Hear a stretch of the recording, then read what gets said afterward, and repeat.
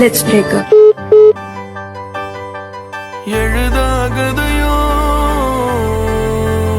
പെണ്ണ് ചതിക്കും, പന്ത് ചതിക്കൂല.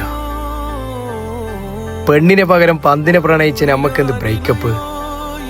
നാളെ ചിത്താരിയിൽ മെട്രോ കപ്പ് തുടങ്ങുന്നുണ്ട്. നിന്റെ എല്ലാ ബേജാറും അതോടെ തീരും.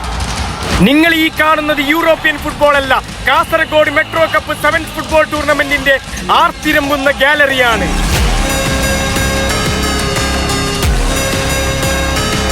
Chithari Aseena arts and sports club ആതിഥ്യമരുളുന്ന അഖിലേന്ത്യാ 7th ഫുട്ബോൾ ടൂർണമെന്റിന്റെ തീപ്പാറും പോരാട്ടങ്ങൾക്ക് നാളെ തുടക്കം കുറിക്കുകയാണ്.